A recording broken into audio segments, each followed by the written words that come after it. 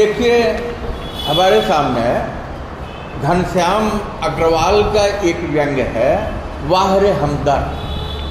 हमदर्द कौन लोग हैं? वो हैं जो हमारे दर्द को समझ सके, है कि नहीं, जो हमारी पीड़ा को, हमारे कष्ट को, हमारी समस्या को समझ सके।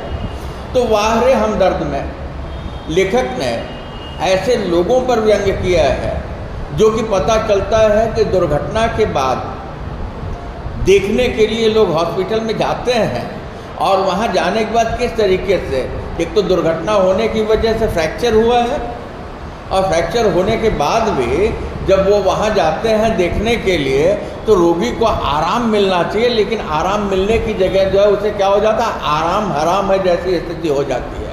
कारण जितने लोग सुनते हैं वो केवल औपचारिकता का निर्वाह करने के लिए, है कि नहीं। कुछ लोग होंगे, कौन से, कुछ लोग ऐसे होंगे जो कि बीमार हुए होंगे तो जिसको जो है ये देखने गए होंगे। कुछ लोग ऐसे होंगे जो कि रिश्तेदार होंगे। कुछ लोग ऐसे होंगे कि भाई चलो जो है इसी बहाने हम जो है इनसे मिल आएंगे तो इनको अच्छा लगेगा, तो हमारा इनसे रिलेशन डेवलप हो जाएगा। ये जाने वाले जितने तरह के लोग हैं, कोई इस बात पर विचार नहीं करता है कि नहीं उसके जाने से रोगी को असुविधा भी होती है। जैसे आपके आसपास कोई जो है एडमिट होता है, आपने सुना एडमिट है तो तुरंत पहला प्रश्न आता है, बेटा यहाँ, तो पहला प्रश्न आता है कि कहाँ है, वार्ड में है कि आईसीयू में है। और सामने वाले ने कहा आईसीयू में है, तो कहेंगे वार्ड में कब आएंगे, क्योंकि आईसीयू में जाएंगे तो पता चलेगा वो कांच से बाहर से दिखा देगा तो रोगी को तो पता ही नहीं चला कि नहीं कौन आया, तो कहेंगे अच्छा वार्ड में आएंगे तो बताना। जैसे इंतजार कर रहे हो कि वार्ड में आ जाए तो इसके बाद पूरी सेना के साथ जो आक्रमण कर दिया जाए, यही ना। तो होता क्या है कि यहाँ लेखक एक चरित्र को लेता है जो कि बौद्धिक व्यक्ति है। वो किसी समारोह से लौट रहा था जहाँ पूरी चर्चा किस पे थी, पूंजीवाद पे और समाजवाद पे। वहाँ से वो लौट रहा था, पता चला कि लौटते समय जो है उसकी जो साइकिल थी वो बड़ी तेज़ी से चलाते हुए चला आ रहा था कि एक कार वाले ने आके धक्का मार दिया। कार वाला पूंजीवाद का प्रतीक है, साइकिल वाला समाजवाद का प्रतीक है, आम आदमी है, ठीक है। तो कहता है कि पूंजीवाद, जबरदस्त व्यंग है कि पूंजीवाद और समाजवाद के बीच में उसकी टांग आ गई। जब दो लोग लड़े तो कहते उसमें मेरी टांग आ गई, और जब मेरी टांग आ गई तो मेरी टांग क्या हुई, टूट गई, दुर्घटना हो गई। तो कहते हैं कि जैसे ही ये बात हुई तो इंसानियत आज भी जिंदा है कि कुछ लोग दौड़े हुए, अरे अरे अरे एक्सीडेंट हो गया, है कि नहीं। तो थोड़ी देर बाद जो है उनको उठा करके हॉस्पिटल में पहुंचा दिए। उनके आसपास जो है कुछ परिचित कुछ अपरिचित चेहरे खड़े हैं और उनको ये उत्सुकता है कि कब इनकी आँख खुले, क्या दिखाने के लिए कि भाई जब तुम्हारा एक्सीडेंट हुआ उस समय जो है चाहे परिचित हो या अपरिचित हो मैं पहुंच गया था। तो लेखक कहता है जैसे ही मैंने आँख कराते हुए बोला और मैंने कहा मैं कहाँ हूँ, तो कई लोग एक साथ बोल पड़े, आपका सार्वजनिक अस्पताल के प्राइवेट वार्ड में आपका सार्वजनिक अस्पताल के प्राइवेट वार्ड में है, आपका एक्सीडेंट हो गया था, सिर्फ पैर का फ्रैक्चर हुआ है, सिर्फ पैर का फ्रैक्चर हुआ है। सारे लोग जो है फटाफट उन्होंने कहा कि ऐसा है कि आपका एक्सीडेंट हो गया है और सरकारी अस्पताल के प्राइवेट वार्ड में आप हैं, फ्रैक्चर हो गया। फिर अगला बात क्या कहते हैं ऐसा घबराने की बात नहीं है। अरे पैर टूट गया, अब बोले घबराने की बात नहीं है, चल फिर नहीं पाएंगे, इंसान असमर्थ हो गया, ये देख लीजिए जाए। तो कहते हैं ये जवाब लोगों ने इतनी तेजी से दिया, कहता है कि ऐसा लगा जैसे जो है वो मेरे होश में आने का इंतजार कर रहे थे, है कि नहीं, कि देख ले तो चलता हो जाए। अब इसके बाद जो है वो देखता है अपने पैर की तरफ, तो उसका एक पैर तो ठीक है और दूसरे पैर में रेत की एक बोरी बांध करके एक स्टैंड पे टांग दिया गया प्लास्टर लगा के। तो कहते हैं इस तरीके से मेरे दिमाग में एक मुहावरे ने जन्म लिया, टांग का टूटना, यानी सार्वजनिक अस्पताल में कुछ दिन रहना। कहते पैर के टूटने का मतलब हो गया कि अब सरकारी अस्पताल में कुछ दिन रहना होगा। तो सरकारी अस्पताल का ख्याल मन में आते ही उस व्यक्ति के मन में क्या होता है?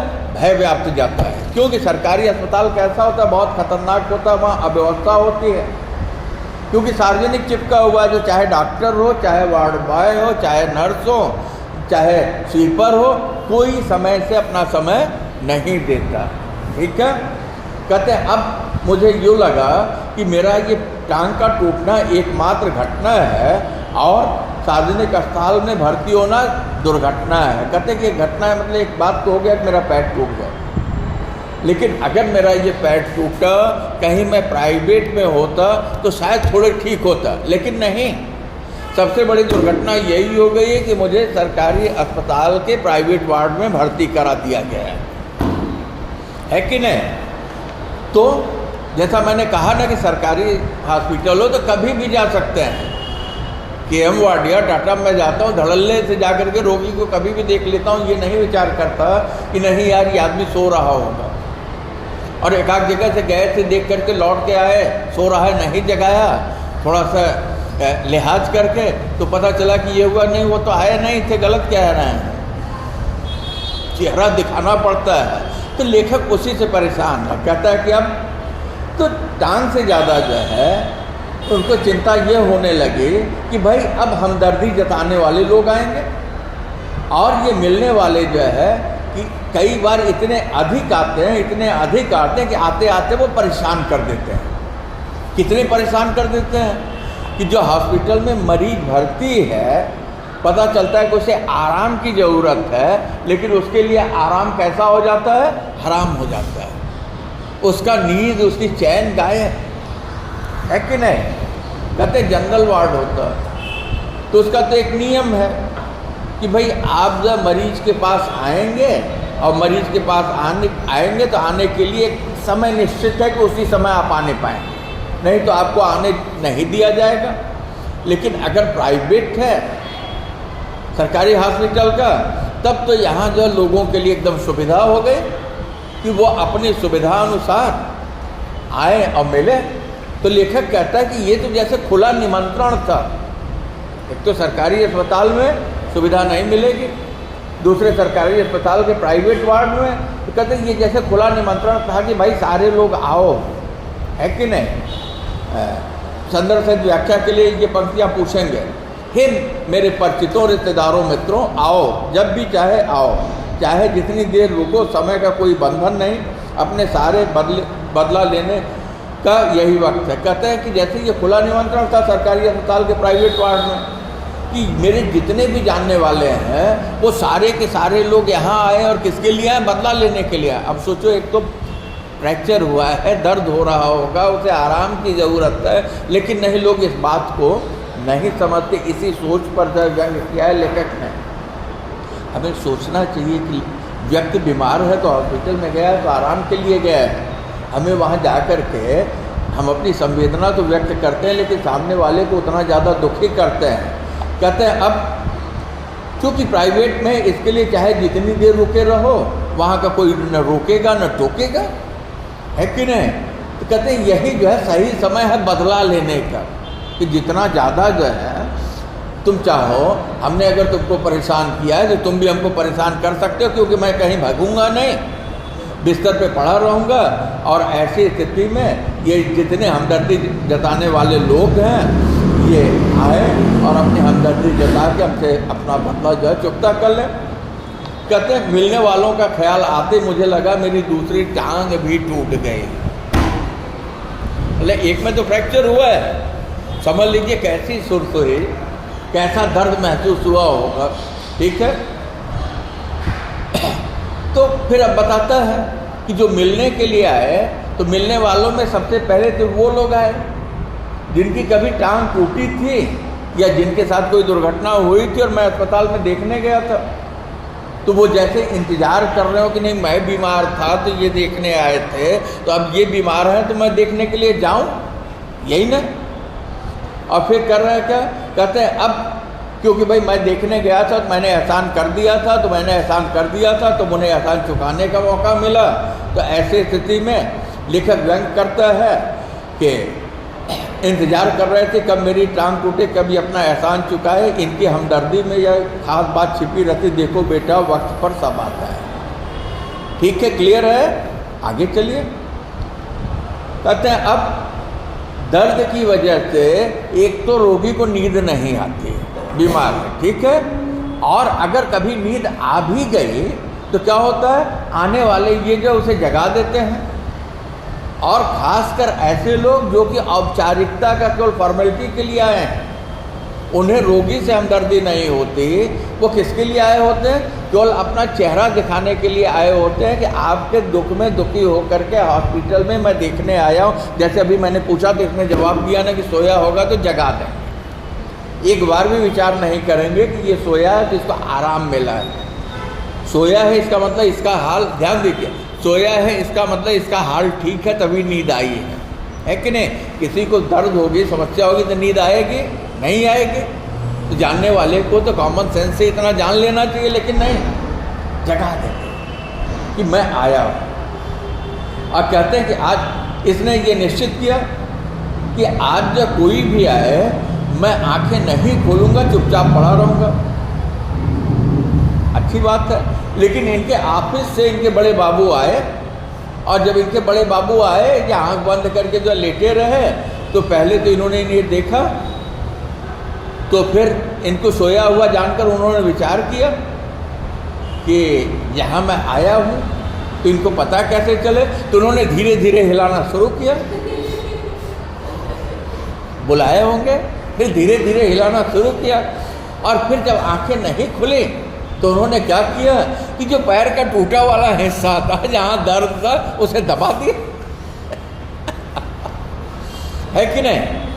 और जैसे ही दर्द वाले हिस्से को दबाया कि लेखक जहाँ आंखें बंद करके सोया था वो चीख पड़ा।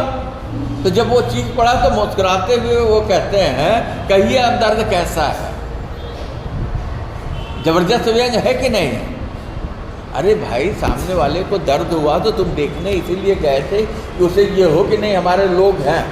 लेकिन देखिए कैसे औपचारिकता करने वाले लोग जाते हैं, क्या क्या करते हैं। कुछ वानगी उसने रखा और ये बेटा सिखाया है कि हॉस्पिटल में कोई भी रहे तो आप उसको सुविधा दीजिए, सद्भावना दीजिए।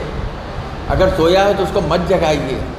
आपके जाने से मतलब ये आप महसूस कीजिए कि आपके जाने से रोगी को असुविधा होती है, ठीक है। कहते हैं और जो मोहल्ले वाले हैं, जो बिल्डिंग वाले हैं, जो हमारा नेबर पड़ोसी है, वो कब आते हैं। कहते हैं वो अपनी फुर्सत में आते हैं, खूब समय निकाल के, भाई चलेंगे हॉस्पिटल में हैं तो घंटे आध घंटे वहीं बैठेंगे, है कि नहीं। यही ना फ्रेंड बोलेगी क्या, ऐसा कि चलो उधर चलते हैं, उसको देखेंगे, देख करके फिर उधर सब लोग 6 बजे निकलेंगे, चौपाटी चलेंगे, भेलपुरी वगैरह खाएंगे, आइसक्रीम खाएंगे, और 9 बजे तक फिर सब्जी वब्जी लेके घर आ जाएंगे और मम्मी के साथ ये काम करा लेंगे। हॉस्पिटल देखने जा रहे हो, घूम भी ले रहे हो, सब्जी भी ले रहे हो, है कि नहीं। कहते फुर्सत में आएंगे। कहते इनके पड़ोस की एक सोनाबाई आई, और सोनाबाई आई तो उन्होंने अपने साथ 4 बच्चे को लेकर के आई। तो कहते हैं कि एक दुर्घटना तो उस दिन घटी थी, आज भी एक घट गई। तो आते ही सोनाबाई ने क्या कहा, ये देखो चाचा जी, ये देखो चाचा जी। तो ऐसा जब वो कहते थे, लेखक कहता है कि जैसे हमको लगा कि चिड़ियाघर में लोग अपने बच्चों को बंदर दिखाते हैं, ठीक वही स्थिति, देखो यही बीमार है, यही होता है ना प्राय सबके साथ। उस दृश्य को आप देखिए। तो कहते हैं कि बच्चे खेलने लगे चारों। कैसे, कहते हैं कुर्सी पर चढ़ा तो सोनाबाई की छोटी बेटी इनकी दवा की शीशी लेकर के कथकली डांस करने लगी, और कथकली डांस कर रही है। और एक तीसरा बेटा क्या कर रहा है कि इनके पैर में जो बालू की बोरी टंगी है, तो बालू की बोरी पर बॉक्सिंग की प्रैक्टिस करने लगा। तो कहते हैं कि अभी लेखक जो कथकली डांस कर रही थी उसको मना करते, तब तक उसने शीशी पटक दी। हद हो गए, है कि नहीं। सोनाबाई ने लड़की की तरफ घूरा, और लड़की की तरफ घूरते हुए हंसते हुए सोनाबाई ने कहा, भैया पेड़े खिलाओ, दवा गिरना शुभ होता है। दवाई गई, समझो बीमारी गई। अरे यार, दवाई की तो ज़रूरत थी तभी तो हॉस्पिटल में आए थे, है कि नहीं? मतलब आए, दवा का नुकसान किया तो पैसे का नुकसान किया। हॉस्पिटल में पैसे की बड़ी ज़रूरत होती है। तो वो बेहयाई की तरह जहाँ हंसते हुए उन्होंने कहा कि ऐसा भैया आप तुम पेड़े खिलाओ।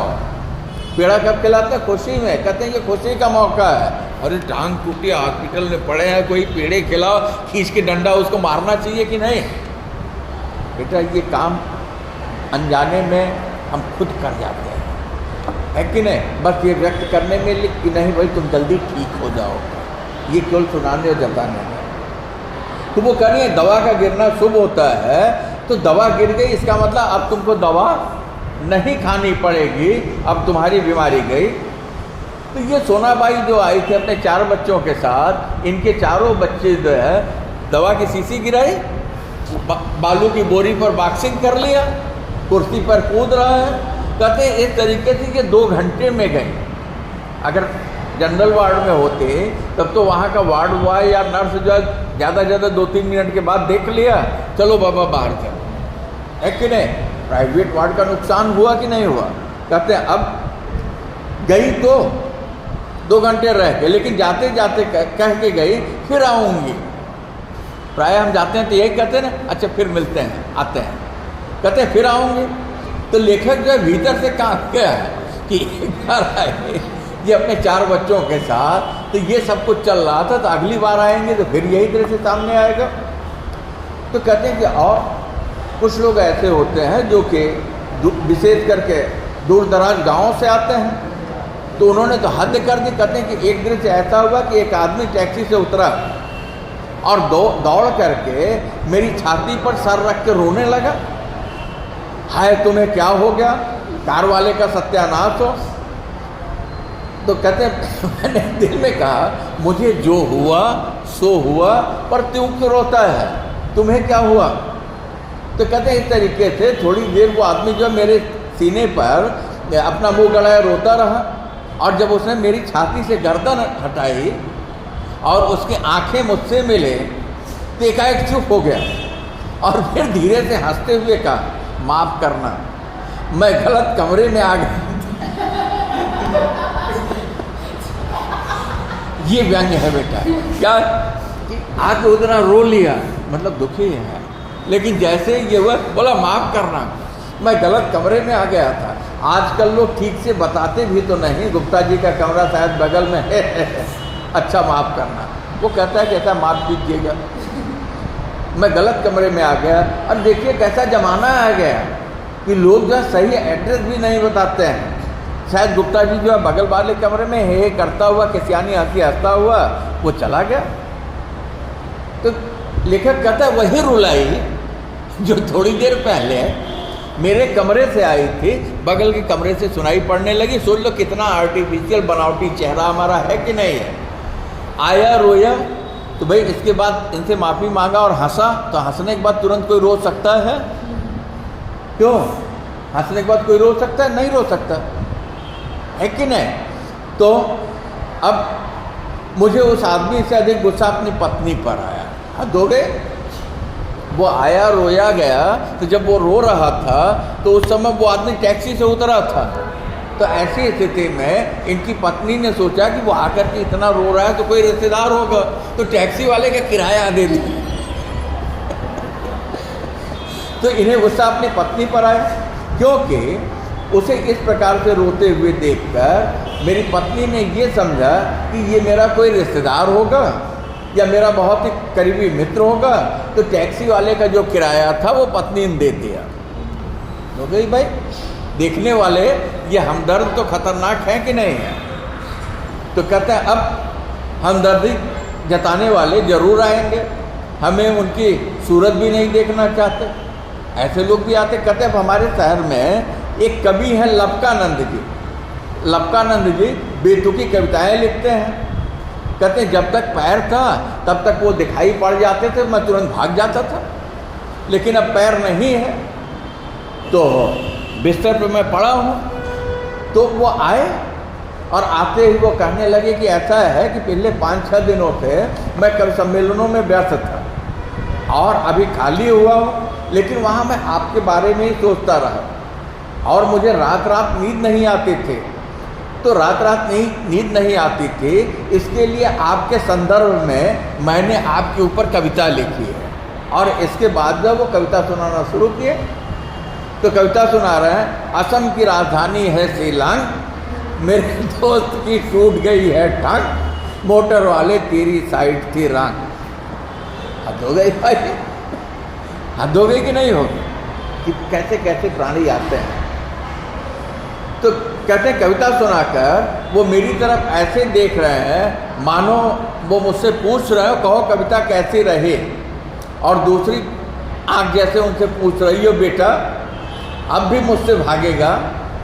मैंने जल्दी से चाय पिला, फिर कविताएँ सुनने का वादा करके बड़ी मुश्किल से विदा किया। मतलब वो 10-5 कविताएँ सुनाते, लेकिन नहीं, इन्होंने फटाफट चाय मंगाई, उन्होंने चाय पिलाई। तो फिर चाय पीने के बाद ध्यान दीजिए, इन्होंने चाय मंगाई, वो चाय पिए और चाय पी के जाते जाते वो बोल गया, ठीक है अगली बार आएंगे तो आपको कविता सुनाएंगे। इसका मतलब फिर चाय पीने के लिए आएंगे, है कि नहीं। कुछ लोग आते हैं कि चलेंगे यार वहाँ हवा भगत तो हो जाएगी, एक साथ 2 काम हो गया।